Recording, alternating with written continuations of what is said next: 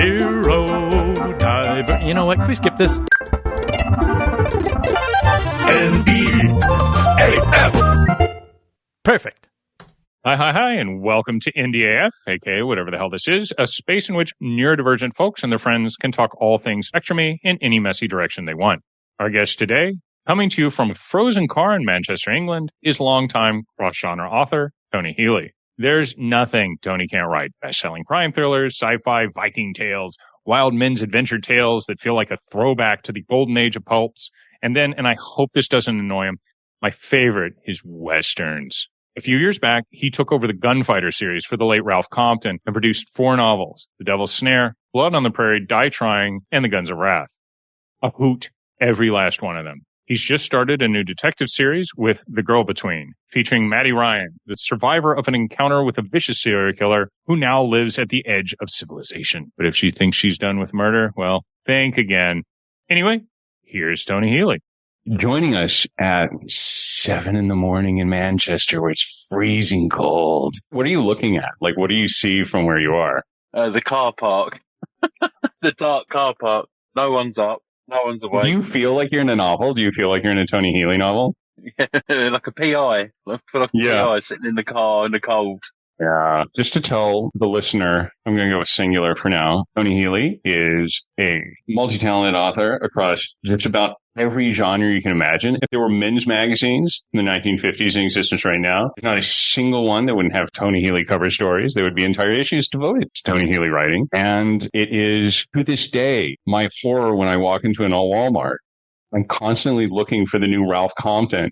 I'm hoping that something slipped by. And I'm just like, oh, I didn't know there was a new Tony Healey Western here in Walmart. I'm not kidding. It's been like months every time I go. I'm like, could I have missed it? Could you have had a new book like slip out? Could you be there on the shelf? And I'm like, it is not there yet. So when did you start writing? If we can go all the way back. I think I've started, 2012, I want to say. Like properly, 2012. And I started writing like a short story. And then I think I got to like 2,000 words. And I thought, oh, yeah, I can do that. Then I thought, I'll try something longer. And it was just the process of writing one. Each time I did one, they were longer and longer. And then I started doing like a serial that I self-published. And they were like 10,000 words each. And it took me like a month to get those 10,000 words done. Mm. And then I was doing like 10,000 words every 4 days and churning this stuff out and just self-publishing. I worked with it. I hired an editor, this nice lady, and she used to go through my writing and taught me quite a bit actually. And it has mostly been self-taught, just sort of picking it up over the years really, till I felt ready to write a novel. And you started with like space operas. You started with like deep galaxy science fiction. What was when you picked up the pen for the first time, kind of why, what was the thing that you were like, okay, this is the idea that's worth 2,000 words a day? I think I was just, I've always been a massive Star Wars fan, Star Trek fan, Battlestar Galactica, going back to to a kid. Used to get up on a Sunday, used to watch reruns of the original Star Trek, used to watch reruns of Land of the Giants, stuff like that, Stingray. So I've always been into that stuff. And I think, if I can say it now, what I was writing was like a rip-off of everyone's IP. Right. It was my own little sort of mishmash. But I enjoyed it. It ran for, I think, about 500,000 words by the end. So it was quite lengthy. All written in 10,000 word chunks. It was quite a big undertaking. We hadn't written before. Now I've disappeared. But it had a big following. I've seen the reviews on Goodreads. I've seen the people on Amazon. How did you know that people were really taking to this? Did you hear from the readers? Did you just see online postings? Did you see the sales? How did you know it was really being responded to? So I set up a website or just a free WordPress website. I linked it at the end of every book, and they used to just come and find me. They would email, they would message on the website, they were leaving reviews. Not all of them were good reviews. There's some stinkers in there if you go looking. But generally, I think, and really good sales. At one point, this was like the early Wild West days of self-publishing where, It's very different to how it is now. But at one point, it was one of the books was the number one book in its category in Amazon for like 2 months. So it did. I don't know. It was selling a lot, so people must have liked it, or a lot of people bought it and then ended up hating it. Whatever it is, you have their money. So what does it matter? Exactly. Yeah. I miss those days. I miss the wild, wild west of just get a cover, write something insane that doesn't feel like everything else, put it out there. And suddenly you're hearing from people all over the world being like, I can't believe this is it. This is the thing I wanted. And you're just like, oh, there is a future to this insane self-publishing world. So yeah, you could write whatever you wanted, It was so freeing, and then when you try traditional publishing and everything takes a year or more and stuff like that, and you think, how does it take this long? So different. So I don't know the answer to this. What then completely switched you into crime and brought you to where we were label mates at Thomas and Mercer with Hope's Peak? Like, why were you like, okay, so I'm going to work on space opera stuff. And then you're like, no, actually, I'm going to take all procedural in America. And it's going to become, again, a runaway bestseller for Thomas and Mercer. I just had an idea. I think I was a bit burnt out on sci-fi. I think I reached the end of that. And I was, like I say, it was about 500,000 words by the end. And I think I was just, I'd had enough. And I think, to be honest, I had a hard time tying that whole thing together and finishing it. I think by the end, I was like, a bit burnt out. And then I had an idea for this woman who could, like, touch things and see things. And originally it was going to be like a haunted house story. And she was going to solve something about the house, some mystery about the house or a ghost that was residing in the house. And I just couldn't get it to work. I tried and tried. And I was like, And then I had an idea for this. I thought, I should just write like a sick, deranged serial killer.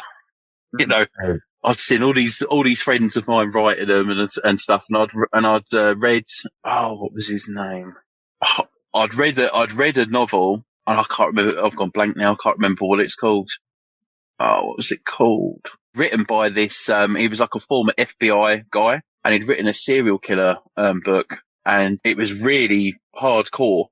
And I thought, the way this guy was killing people and stuff, I just thought, this is great. I had such a good time reading it. And I thought, I could do one of those. I could do a serial killer thing. I've always watched stuff with serial killers in them and stuff. And then somehow, I don't know how, the idea of this woman with, special ability and this serial killer sort of come together in my head. I think I was probably in the shower one day. And I thought I could just match those together, and when you're working on a thing with a killer, it's how do you catch that killer? What makes the story special? Like different to everything else. And then, I don't know, she seemed to fill that gap that I had the answer there before I even knew it, Yeah. So once I put those together, and then for years I'd been looking at, the structure of films and how plots are, like the architecture of plot sort of thing. And I thought I had quite a good, working understanding of that. And I structured the book so that it had sort of the things you would find in a movie. So in my mind, it was like Hope's Peak was like writing a movie. Like 3-act structure. Kind of the midpoint 5-act, like break at the 20, the introductory action. Yeah, okay. Yeah. When the editor took it on, she said it felt like she was reading a movie. I think that's why she took it. Was that Jackie? Yeah, Jackie, yeah. Hi, Jackie. I don't know if she's listening to this. And then if I can jump forward, the thing that, as I was saying earlier, that we just got hit up with the most was when you took over Compton's Gunslinger series. And those books are fantastic. I have a lot of favorite characters within all of your writing, but there's like this giant percentage of them that are in your Westerns. And I really, really love your Westerns. And so how do you, genre writing used to be a thing. People did jump between Westerns and horror and sci-fi and crime and fantasy. Yeah. But that's not the most common leap in genre anymore. That was a leap in genre in the mid-century. How do you then take that and build these like really incredibly character-driven Westerns that just explore all aspects of the frontier? I still really am impressed by those books. Like, how is that a progression? I think I've always liked westerns. I've always liked watching westerns. I don't think I'd ever, apart from True Grit, I don't think I'd ever read a western. A friend of mine, Bernard, he wrote a sci-fi western. I read those. Obviously they're very different, but I'd always watched westerns, gone to the cinema to see westerns, grew up watching them. And when that come up as actually my friend Bernard, he in lockdown, he got a contract to write free. And I thought I could do that. I love westerns. I could do that. And I thought I've only ever been to America once. I've never been around any of that sort of landscape or anything. And I thought, do you know what? I'll just figure it out. And I put together some proposals. I think there was about 12 different ideas. Got my agent to send it to them, to Berkeley. And then they were like, yeah, we love it. We want this one, this one, this one. I was like, okay, yeah, fine. And they said, yeah, we want each book written in 4 months. I was like, okay. so it wasn't that some people brought air fryers, some people in lockdown, some people brought a Peloton. I was there churning out those westerns in lockdown, going absolute nuts, stir crazy, locked up with the kids, you know, and my escape from COVID and Trump and the politics over here, my escape from all that was to just bury myself in these westerns. I sat there, I watched a couple of Ken Burns things on the Civil War and I made loads of notes. I've got a book somewhere, like a folder, and it's just full of just these mad notes. I mean, I don't even think I referred to them once I'd done them, but it was just a process of like absorbing information and getting in that headspace of being in that time. And then I thought to myself, the only way I can make this work is if I don't write about a real location. I think in the 4 books I did, there's only one real location that I mention. I think they're all made up places. And I think that just helped me to just then visualize each location as like a movie set. So, you know, like you've got your main street, you've got your saloon, you've got your barber shop, and you've got your gunsmith and your blacksmith. And then I just thought, I'll just throw the craziest shit I can imagine at every book, just cram them full with stuff and just see what I can get away with. And they said, the editor there, she said, they can't link from one to the other. They've all got to be standalone. They've all got to, because I think that's the way Ralph Compton did most of them. I don't think they all sort of interlink. By the way, still to this day, I haven't read an actual Ralph Compton book. I just thought, I can't, you know, what's the point? I was going to do my own thing anyway. And I thought if I'll go too far off base, the editor will pull me up for it anyway. I just thought I'll just push it to see what I can get away with. And, that's how I ended up with like I think in the first one, there's like a Russian circus guy and there's some triplets in it. I thought, why have why have one female antagonist when you can have 3? I just threw that in there and they're very cinematic. Yeah. Because you'll be in the high Sierras, you'll be in Monument. The locations you describe, if you have like a real love of Western films, it really feels like you were speaking in the language of that period of films when all those kinds of Westerns were made from the 50s into, I guess, the early 80s, but mainly that period of Westerns. So you're like, I'm in the high Sierras of this. I'm in the winter of this. and it just, I don't know, they're so much fun to read. And I think the greatest pleasure I took in them was when I was able to read them all the way through in one sitting. Like I'd save them for plane rides. I'd save them for times where I knew I just go all the way through them in one sitting. It was a really rewarding read. So they were really fun to read. To that, we are a show about neurodiversity. What is your experience with neurodiversity, Tony Healey? Well, I only got diagnosed in August. Welcome to the club. Yeah. Like we high five on the show. Yeah. I mean, you're one of the first. I was telling my wife, you're one of the first people that I know that came out on social media and said, I'm neurodiverse. And I think you're actually one of the first, strangely, because we've never met in person. We've never spoken in person. We almost had dinner. Yeah. One time. So, But, and you're one of the first people I actually told, I think. That's outside of my, family. Yeah, and I think last year I had a meltdown over, like an adult version of a meltdown over something or other. And my wife said, it's weird that you're acting, because we've got 3 kids that are autistic. And she said, that's strange that you're acting like, what it was on Netflix, I don't know if you've got it, we've all got our own profile. Oh, right. All the kids have got their own. And they'd gone on there and changed the profile icons and changed the way things were written. And it just drove me nuts. And I said, can you stop doing that? And she said, that's really weird that you're reacting like that. There could be something to it. And I thought, no. And then I went away, and a couple of days later, I thought, maybe I should take a test. I don't know. And then I thought, I'll try an online test. It was like 10 questions, and I scored really high, and I thought, that can't be right. This can't be right. And then I went and done another one, and they were more, they were lengthier. And then I thought, oh no, I am on it, and went to see my GP, had a conversation with her, and she said, I've done loads I'm really experienced with it, and I would say you are on the spectrum.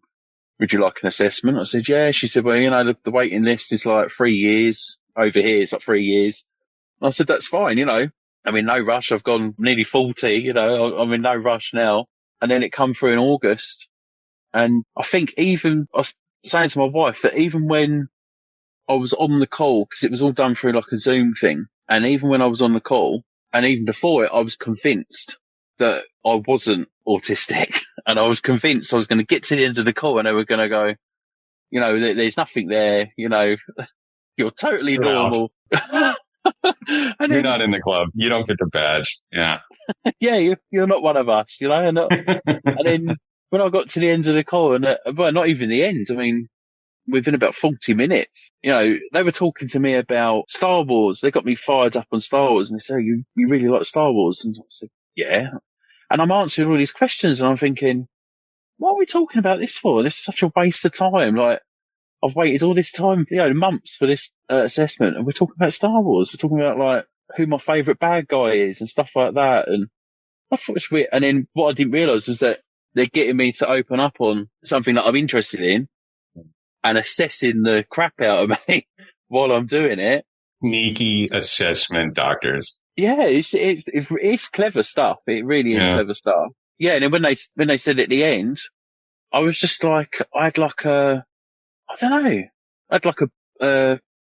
breakdown sort of thing. I just broke down crying. I was really overwhelmed by them telling me what really I knew anyway. But I think I'd got myself in a headspace of denial. It was a really strange, apparently people go through grief. They go through like a grief post-diagnosis. I think apparently that's quite common. And I think I did have a bit of that. I don't know. It's a weird thing to go through at my age, when you're... Oh, yeah. I had the same, but it was weird because I had the opposite. I didn't have the grief. I had the relief of being like, oh, so all this stuff across my life was that. And it was like, oh, so that was that too. The reason I can't hear in certain situations, the reason that like certain thoughts occur, like the reason I get these embarrassing things I've done, like all of these things. I'm like, all of that is tied to this. So mine was just like, oh, so it has a name, because my daughter was assessed first, and it came out of that where they're just like, as I say this all the time, like all the doctors just kind of turn and are like, it comes through a parent, and it was clearly me. And then it began that process of how did you not know? And it really was finding out all the characteristics and traits expressed by my daughter, being like, oh, these are all the things that I do too. The reason as a child I kind of understood something they were going through. It was like, if my wife was like, wait, what is that? And I'd be like, oh, it's just that. Because, oh, I did that.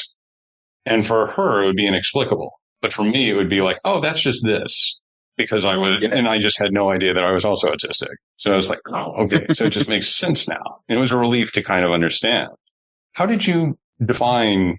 when I was a kid, I didn't even know what autism was. It was the same thing as like so many different, it almost had no meaning. What did autism mean to you growing up? When you heard that word, when the first time you heard that word, what did it even mean? What did you associate it with, I guess? I think the same as you. I think in school and stuff, it wasn't I don't think I even heard the words till I watched Rain Man, watched Dustin Hoffman, Rain Man. And you watch Rain Man and you think, well, that's what autism is Dustin Hoffman pretending to be someone who's repeating himself and struggling in his situations and slapping himself. And actually, like, although it is a very good film, I think Dustin Hoffman's great. It didn't really do many favours to neurodivergent people because, most people, they go, oh, like Rain Man? I do think it's got better. I do think it's got, I think people are more educated about it now. But I think definitely when I was a kid, late 90s, in high school and stuff, wasn't a thing. No one at school was, was known to be autistic it could just be where I went to school. It was, it was on a house, next to a housing estate. It was that sort of demographic in the school, but I don't know. It just wasn't as widely known or even, I just don't think, I see a lot that, or I've heard a lot that people say, oh, everyone's autistic now. And I think to myself, well they weren't, they were always autistic. They just didn't know it. It's not that people are more autistic now. They think Einstein was autistic. It goes all the way back. It's more, we know more about how the brain works and stuff like that, Yeah, I went to a bunch of shrinks when I was a kid, and I can honestly say they're paid to give you an assessment. They're paid to tell your parents what's wrong with you. Not a one of them said the same thing. Each one would be like, oh, he's this, and he should be on Prozac, or, oh, it's this. And my parents were like, what? And it just went back and forth because that's their job to say it's this or this or this. But they didn't have the assessment tools in the 80s that they do now. So just you become that miasma, the great undiagnosed generation. It's almost there, but our kids are wrong. Yeah. So, I think as a kid, I was just shy. I didn't want to go to like family events. Wouldn't look at people. I found it really difficult looking people in the eye. And I always just thought that was me. I just thought, it's just me. I have to. And they one of the things they said in my assessment was they said, over time, you've clearly learned to adapt and basically fit in. And they said we speak to a lot of people your age. They said you're doing a lot better than some people that we speak to. And they said you've definitely learned coping mechanisms for certain things. But as a kid, I found that really hard, and I think probably the world of work, probably helped me find ways of dealing with crowded situations and meeting new people and stuff. But it's a daily thing. You'll know what I'm talking about. It's a daily struggle. Having that diagnosis doesn't change how you deal with stuff. You just know why you deal with stuff that way. It's just, it's Is that why we didn't meet? Because there was a dinner and you went to one of the dinners and then there was the second dinner. This is the Thomas and Mercer something left coast, Los Angeles. Did you not come to the second one because you were mentally exhausted from the first one? Do you know what? Like, it's really weird that you bring that up because I had this thought yesterday and I was thinking about this podcast that we're doing and I thought to myself, because at the time I just couldn't, I was over in LA. I'd never done that sort of trip before and I just couldn't, I was getting up at like crazy time. I was getting up at like 3-4 o'clock in the morning and I just couldn't go back to sleep. And I was watching these like, they had American History X I've never seen American TV before, not broadcast TV. And, and they had American History X on repeat the whole time I was there. It's the only thing I could watch on TV. Oh. And that I was getting up every morning and watching that. And I was really thrown. And I think when I had that first meal, after that, I'd done my filming. And then I was like, oh, I'm exhausted. I'm knackered. And I thought, I can't go to this meal. I've clearly got jet lag. Jet lag. And now when I think about it, I think it wasn't jet lag. Even though I think I was jet lagged, I don't think it was that. I think I was completely just overwhelmed by the meal, the being there, on my own, the meal, meeting all these authors. Some of them I'd read. I thought, wow, I'm sitting at a table with people that I've read, and then the prospect of doing it again and having the filming. I'd never done filming before in front of a green screen and everything. That blew my mind, coming from Brighton in Sussex, and then getting flown to LA and then shooting in front of a green screen. I was like, wow, what am I doing here? You know, when are they going to find out what fraud I am? You know, and then the prospect of doing that again, I was just like, I can't do it. So now I know what that is. I know that it was too much. But I do regret not going to it. That was fun. It's fun.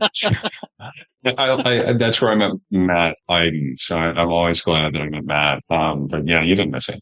I left early because I was like mentally exhausted. Went home. Like, yeah, I never went to another one of her. She would host dinners at a lot of like Left Coast and VoucherCon and all of those. And I couldn't do it. I'd go. I'd see there's like 40 people at the table. I'd drop off like a bottle of something to Jackie and be like, hey, and just book it out of there. I might meet with her and like Sarah Shaw somewhere, but I couldn't have 40 people at a dinner table. It's like my worst nightmare. And that's our job. Our job was to be, and those videos you're talking about when we were introducing our books for Thomas and Mercer, I had to do like 100 takes because, and I think the one they used, I'm like doing a weird accent. I'm just trying to invent a mask that can work, that they can sell my book with. And I'm sitting there like, this is not what I hide behind a keyboard for a reason. And I still remember, I can't watch that. If I watched it right now, I'd just be like, because I know like, oh my God, it's cringy. So my kids get it up on YouTube and they sit there laughing and laughing. You know, but you sold a lot of books for old Thomas and Mercer. So guess it worked. I don't know. You're staying on the book. Are there characters? Because as you say, you're very influenced by film. Are there characters when you were growing up that you saw in a movie or a TV show and you're like, that's me. That's me. That person, how they're addressing a situation. That's how I'd address a situation. Like you're supposed to be the hero in something, but you're like, no, that character. That's the one I relate to. Was any of that? Probably when I watched stuff with detectives and investigators and people that can't let things go. That's probably people that just can't, no matter what's thrown at them, they just can't let it go. They just, can't drop Hyperfixated. And, fixated. I think that I always connected with that because, like Clarice in Silence of the Lambs, and I think in one of the books he says, one of her greatest traits is she's incorruptible. And I sort of think maybe Clarice is a neurodivergent character because she can't be corrupted. She just wants to find the killer no matter what's thrown at her, no matter, it's just, I think I always identify with that sort of character. Maybe because, being neurodivergent, it does make you very stubborn. You're just naturally a stubborn git. Can't drop things. And is that why you started writing detectives? Were you trying to write a Clarice or you were trying to write like yourself? I think a bit. I think Clarice was a big influence on Harper in Hope's Peak. But I do think it's something that's come through this diagnosis where I've been thinking about my writing and, have I always been writing, when I'm writing a character, am I writing a neurodivergent character and just didn't know it? Or am I writing a neurodivergent version of a neurotypical character? And I do read the reviews. You shouldn't read reviews, they say, but I've always read every single review. I just can't. Neurodivergent. We read everything. I mean, we're not capable of reading everything. And, when they say like, the dialogue was, I've read a couple and they've picked up the dialogue. The dialogue was a bit this, that and the other. And I think to myself, but is that because I'm writing dialogue and that's how people talk. Mm. But to a neurotypical person, they're reading it and they're like, it sounds robotic. Which would make sense. It's, I don't know, it makes you rethink a lot of things, that you've written, I think, in the past. It's definitely making me rethink a couple of things now, making me like, not doubt myself, but like, because I'm writing a new book now and, just trying to make them talk, make dialogue flow a bit more neurotypical, I suppose. I don't know. It's really done a number. You're the best imitation of a neurotypical. Yeah. Yeah. Yeah. As a neurodivergent reader, never felt that way about your dialogue. Not at all. I'm like, no, this is how these are the characters. This is how they address a scene. Yeah. But there is a thing with all these authors that I talk to that have had kind of neurodivergent diagnoses after they've been writing for a long time. And it's almost like a constellation. You start saying, okay, well, this character of yours is the neurodivergent point of view in your story. This character is also that. And this character is, and you start seeing all these connections in characters that you're like, oh, wait, yes, you have been writing neurodivergent characters this whole time. And I've been wondering about that specifically for this chat. When you have characters that have psychic abilities, when you have characters that have supernatural abilities, as in your most recent, and one of my other favorite stories, is that the book you're writing right now? Are you writing a sequel? No, I'm writing a book set in Alaska. When am I getting, okay, fine. I'm not going to belabor the point that I need my next Maddie Ryan book. But, when you're writing characters that have different abilities, do you think that's a neurodivergent where you're just like, this is somebody who's not in the neurotypical world. That's why they're able to solve that. Allows them to enter the neurotypical world by being the person that has that special ability that is able to join that world by being like, oh, I have this mental thing. Instead of it being a drawback, it's a plus. Because you have two series now. I'm hoping the second one is a long running series where you have characters that have these abilities that no one else has. And it almost feels like, oh, that mental ability is a way into the neurotypical world because they've got something the others don't. So is that your neurodivergent characters, even if you don't know you're writing them at the time? Potentially. I mean, I'm sitting here, my mind's just been blown. Literally, my mind has just been blown. Yeah, I think, that's probably it. They probably are neurodivergent main characters, and that's their key to unlocking it's probably. God, didn't expect you to come out with that. I've got to be honest. But they're also deeply empathetic. They're the ones that track into the victims. They're the ones that really, really are determined to solve the crime because they really, really sympathize with the person that's been done wrong. So they're the ones that fight when no one else will and defend them and solve the mysteries. So I don't know. I would think that because the cliche of neurodivergent people of being deeply empathetic, sometimes to a fault, also seems to come through with some of your characters, where they just really, that sense of justice, that sense of wrongness really comes through, even in the Westerns, or maybe even particularly in the Westerns, of how driven people are. So what I'm saying is I think you've been writing your characters for a long time. Just didn't know it. And will continue to do so. So. Yeah, maybe that's why when I try certain, I mean, you'll know what I'm talking about when you're hammering away at an idea and it doesn't work, and then you try something else, and certain things don't stick, and you'll end up with a million documents that have got fragments on them and stuff like that. And maybe that's why some of these things don't work, because maybe they're missing that element. Maybe some of the things I'm trying are missing that neurodivergent angle that just makes it possible for me to write this stuff, Maybe when it doesn't have that, maybe I'll really find it hard to get into that headspace of a character that, their brain works in a completely different way to mine, Would you do that? Would you write a mystery and call autism? I mean, it took me years to get on like Who Haunts You, where I was like, finally, I've been writing neurodivergent characters for a long time. And finally I was like, okay, I'm going to write a book or a novella where I call autism. And I finally have a character that actually is like, oh, I'm actively neurodivergent. Would you ever feel like you had enough knowledge, if you could have enough understanding, enough knowledge to then turn and write a character and talk about neurodivergence as neurodivergence, or is that something you're just not interested in? I'm definitely interested in it. Whether I could pull it off, that's the question, is whether I could pull it off.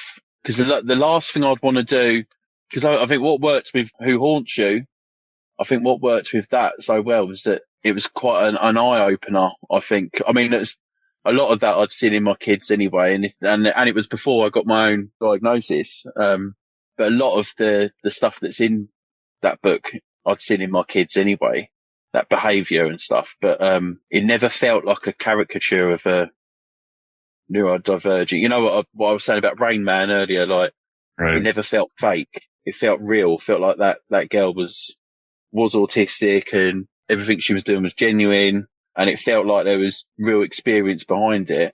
And that's a sort of, I wouldn't want to write one that's wouldn't want to write a character that feels false. I'd want to do the same sort of, job as what you did with Who Haunts You, is make it feel real, and I don't know if I could pull that off. I'd like to give it a go. Would like to give it a go because I think people would read it. I think people would find it interesting. I don't know. Maybe I'd read it. Well, I've got one reader. Yeah. Are your kids creative like you? Are your children also interested in writing? Because my kids, my daughter who's autistic, they have the vocabulary that we don't have, that we didn't grow up with. My daughter can talk about autism the day is long. All her friends, so many of her friends at her high school are neurodivergent.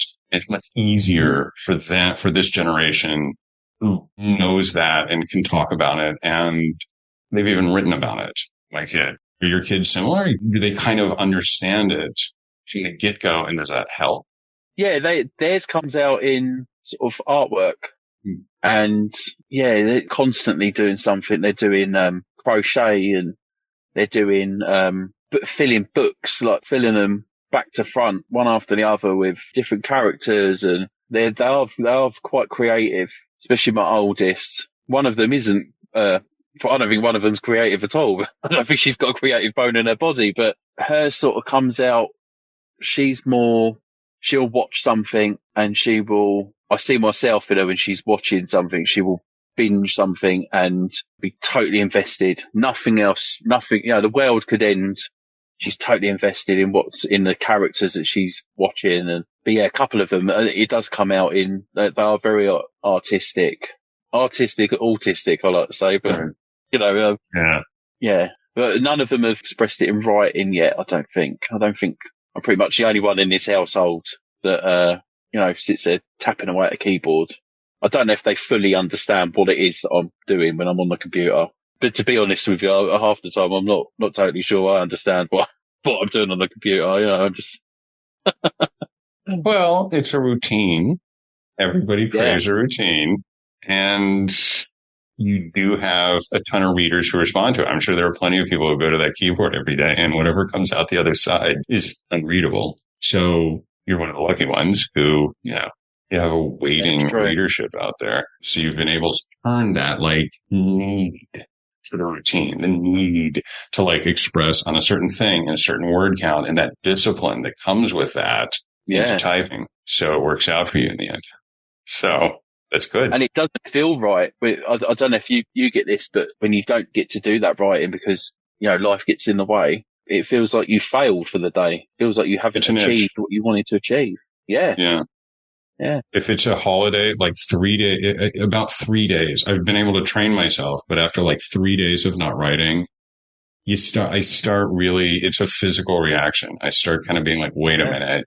And so I binge books. I spend a lot of time on vacation. I save stacks of books and just read them and read them and read them. I read 20 books on a week-long vacation to kind of mitigate against it. And that's actually worked for me. It's okay, so I can tell myself I'm doing research, I'm doing this, because it takes away the physical side of writing, which I know I need at this point.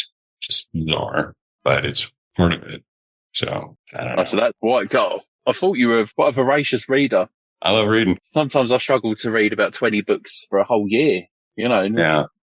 That's a weekend for you, That's the thing. It's also just, then I'll go a month without reading, and I'll get the same thing from, if I'm writing 3 different things, or if I'm working on something, because it kind of enters my brain in the same way. I'm consuming words. I'm using words. I don't know what the chemistry is there, but it just works. It satisfies whatever need I have on that side of things. So Yeah. You said you are typing. What is it, if you can say? What are you working on right now? So I've got the sequel to The Girl Between. It's sort of cooking at the back of my head at the minute. I will do it, but I've got this. I've been trying to write a book set in Alaska. This is my third attempt. The first one, I wanted to write a book about a person in witness protection who gets sent to Alaska on an island community away from everything else.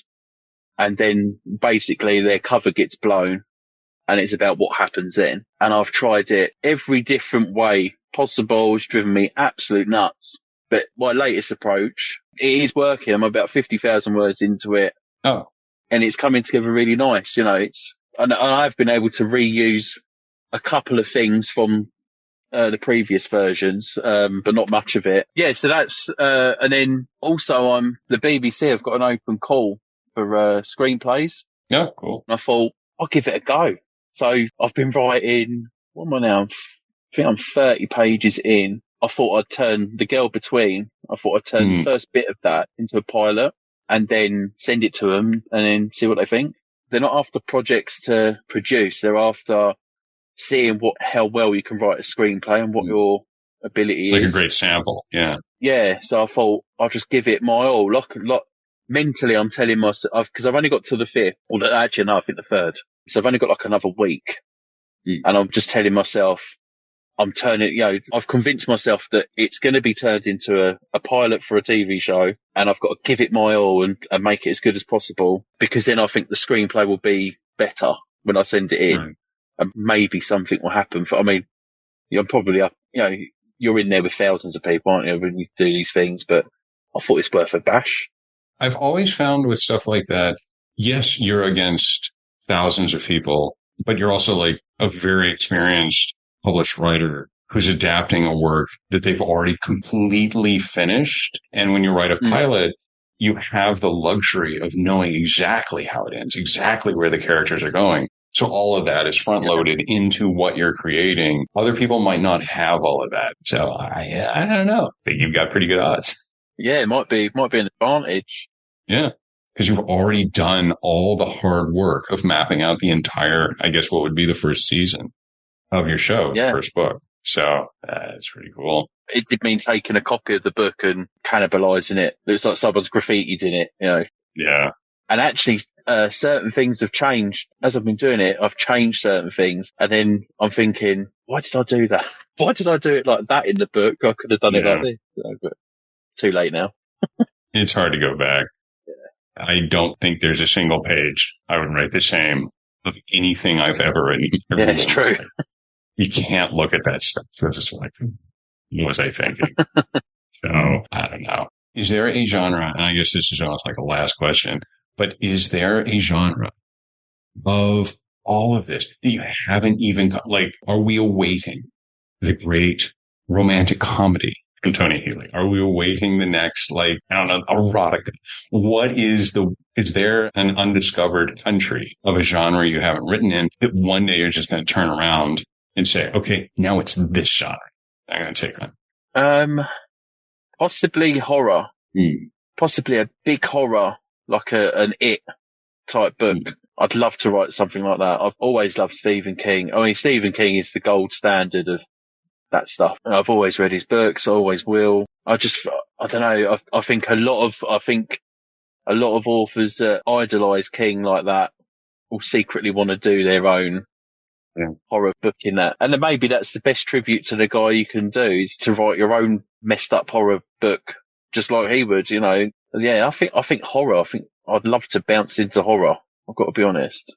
Well, you've had a lot of elements of horror. You've had a lot of torture in the Westerns, or ghosts in go-between. You've had certainly a lot of horror elements throughout your work. So that makes sense. Yeah, it might be a natural progression, maybe. Just finding something, not necessarily something that's not been done, because I think it's all been done, but just like a fresh angle on something. Yeah, that's one of the things I think someone like Blake Crouch is so good at, is when you read one of his books, you think, how did he think of that?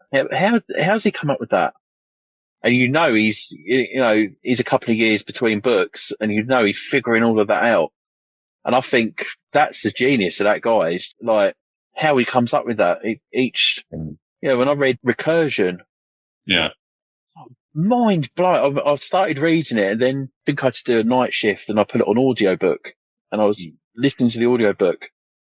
I could barely concentrate on what I was doing. It was mind blowing. And I just thought, God, how has this guy come up with this? The concept for this is a once in a lifetime concept. And he's done it like 3 or 4 times over. It just. I did the audio Darkman like that, where you can't leave the car. You can't get out of the car because you're just like, where is he going with this? They've sat in a lot of parking lots listening to Blake Crouch books. So, I don't know. It is certainly a thing. Well, our hour is up. I'm sure it's warming up there in Manchester. I can see just a little bit of light in the back window there. So I hope it's big, beautiful. Creeping in. Yeah. Creeping into the mine. I really appreciate you doing this. I really appreciate you talking to whoever is going to listen to this. So, and sharing your wisdom of writing. If you could say something, though, just here at the end, because you go on LinkedIn, you see like a million things of like neurodivergent people working in different fields saying, oh, this is getting in my way. This is getting in my way. What would you say to any neurodivergent writer who might be listening to this, who's starting out and being kind of like, I'm worried about what we talked about, like doing promotions, doing social media, doing the things that kind of get in the way? What would you tell them? I would say, don't be pressured into doing that stuff. I don't know about you, but the thought of doing something like a book signing or an event like that fills me with just horror. I mean, we're talking about writing a horror. I mean, maybe that's what I should write a horror book about, is someone's terror doing an event like that. And I think probably for not so much when you're self-publishing, but when you're with a publisher, probably push him to see what they can do. There seems to be a lot of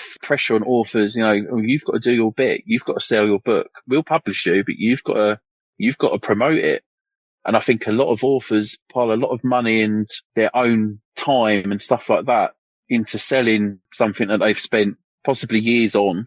And I think the publishers should do more of that stuff. They should step in more and spend whatever budget they got, and really sort of take that pressure off of people. And I think to other autistic authors out there, I think, don't let yourself get pressured into that stuff. Be open to say, like, I'm not doing that event, or I'm not going to this convention, or I'm not doing this interview, or, don't feel like you've got to do stuff. The publisher is your partner, and they should be stepping in and going, actually, we'll think outside the box, and we'll do this, or we'll, there must be so many things they can do to promote a book, get people aware of a book that's coming out that doesn't rely on the author pushing themselves into things that they don't really want to do or feel comfortable with. I think there's a lot of that. I think I see a lot of that. There's a lot of, it's probably a lot of autistic authors that, can't do that stuff. And then because the publisher won't step in and give them a helping hand, their book probably doesn't get, the attention it should get, because they can't go out and stand at a stall selling their book or go on a panel. I mean, the thought of going on a panel I couldn't do it.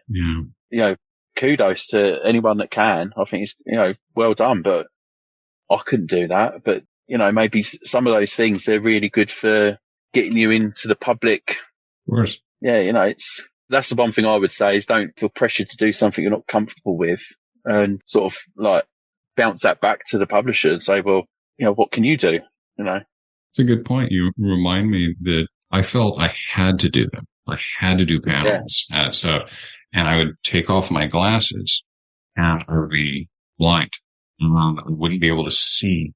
That's the only way I could do it. I would have to make it so I couldn't see the people in front of me. And I did a signing here of a book, and I had a friend interview me. And if you see any pictures from it, my glasses are off. I'm looking right at him. I can't even acknowledge that there's an audience there. I can't even.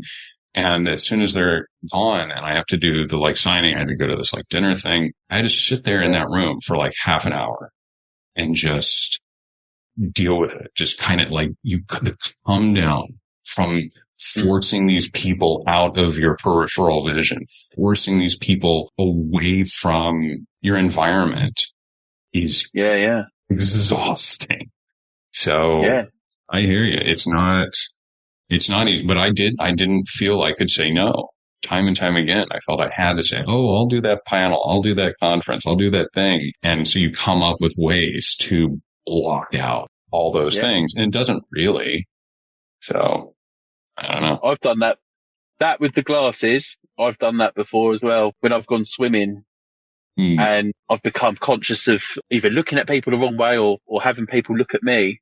So I used to just take my glasses off and I'd be walking around in a complete blur, just sort of, seeing where I'm going by looking at my feet sort of thing. Right. But it made it so much more comfortable because you just got this blurred wall of, you can't even see a face, That's weird that you said that because I've done exactly the same thing. It's like autism buddies. High five. All right. I look forward to talking to you again. Thank you again so much for doing, again, whatever this is. I mean, I don't know what we're calling this show Neurodiverse, but I can actually say that on the air. I think it's great. Yeah. But we'll have to bleep that actually when it's on. Yeah. So thank you again for coming on, and I will talk to you soon. And I look forward to reading you even sooner because I have a plane flight coming up in 2 weeks. So more Tony Healey books. And that was Tony. You can find out more about Tony at Tony Healey, HEALEY.com, or follow him on social media. Most recently at Tony Healey at Blue Sky. All one word, Tony Healey. Of course, the best way to get to know Tony is by reading his work. And for that, you can go to any of your favorite booksellers. I wasn't joking when I said that whenever I walk into a Walmart these days, even like last week, I still check the paperback shelf thinking maybe, just maybe, there'll be a new Ralph Compton Western written by Tony. So far, no luck, but I'm not giving up. You can follow our show at NDAF Show on TikTok, Instagram, Facebook, and Blue Sky. And we hope you'll join us for the next episode for another conversation about all things neurodivergence. NDAF is produced by Ken Plume, and our theme song is by Mike Furman.